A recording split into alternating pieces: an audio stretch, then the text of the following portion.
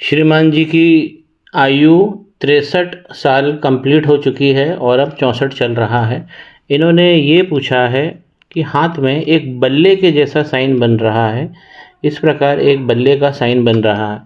तो सबसे पहले मैं ये कहना चाहता हूँ कि आप अपने हिसाब से कोई भी साइन को ना बनाएं और हमेशा जो ज्योतिष कह रहा है उसकी बातों पर भरोसा करें। देखिए, ये बृहस्पति का पर्वत है, अच्छा पर्वत है, चमकदार है। और इस प्रकार यदि ये जो लाइन दिख रही है ये राहु क्षेत्र की लाइन है, माफ़ कीजिए मंगल क्षेत्र से निकल रही है, ये राहु की रेखाएं हैं और जो आपके जुपिटर में अंदर घुस जा रही हैं, तो जुपिटर को तंग कर रही हैं। ये राहु की रेखा है और यहाँ से भी एक निकली है रेखा, ये भी राहु की रेखा है। अब इस हरी रेखा ने क्या किया है कि आपकी जो ग्रोथ लाइन है इसे ख़त्म कर दिया है। तो ये जीवन में कोई भी चीज़ जब प्राप्ति होती है तो उसमें संघर्ष बढ़ जाता है। ग्रोथ लाइन आपकी एक नहीं तीन है, 1, 2 और 3, जिसमें से ये दोनों जो है ये ज़्यादा प्रभावित है और जो साइड में जो चल रही है ये भी कम प्रभावित है, लेकिन राहु की रेखा ने इसे भी काट दिया है। ये राहु की रेखा है और ये आपकी तीसरी ग्रोथ लाइन है, तो ये भी कट गई है। तो इससे हमारे जुपिटर का जो भाव होता है वो कमज़ोर पड़ जाता है। अब मैं आपके जो आपने ये साइन जो बनाया था कि ये बल्ले का साइन क्या है, तो इसकी मैं व्याख्या करता हूँ।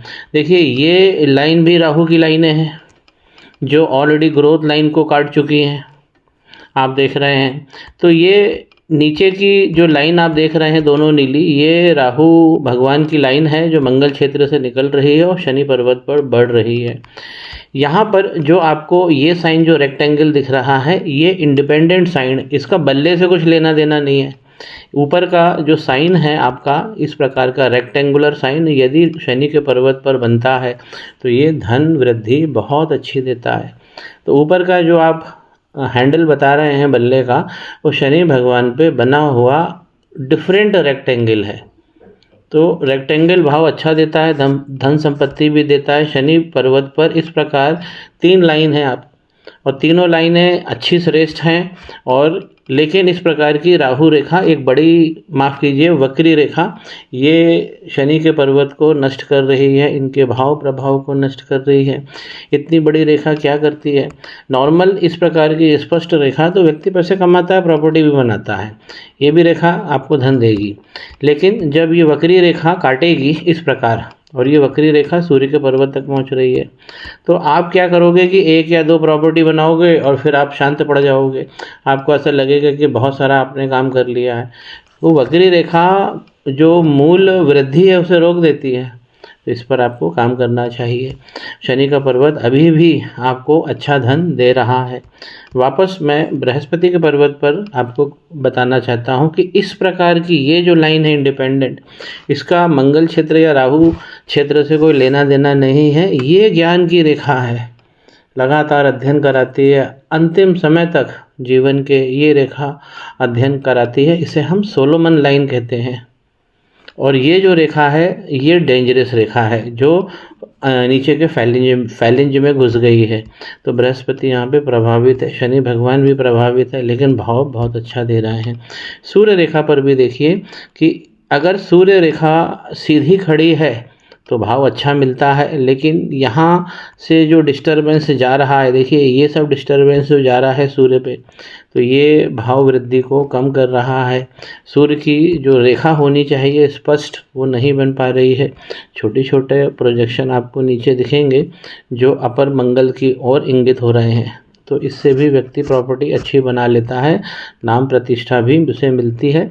जब भी इस प्रकार की लाइन इस प्रकार जोड़े या उन्मुख हो जाए, सूर्य और अपर मंगल जो है उस ओर इंगित हो रही है, तो ये प्रॉपर्टी भी अच्छी देती है, धन संपदा भी अच्छी देती है और नाम भी आपका अच्छा देती है। तो यहाँ पर सूर्य रेखा जरूर वीक हो रही है। और सूर्य के पर्वत पर इस प्रकार का यदि गोला बन रहा है तो इससे हमें सावधान होना चाहिए। इस प्रकार के गोले ये बहुत ज़्यादा राहु और केतु भगवान को नेगेटिवली एक्टिवेट कर देते हैं। तो यहाँ पर सूर्य जो है राहु केतु भगवान के संपर्क में आ गए हैं। इसकी विवेचना मैंने पहले भी करी थी कि आपको कालसर्प दोष लगा है।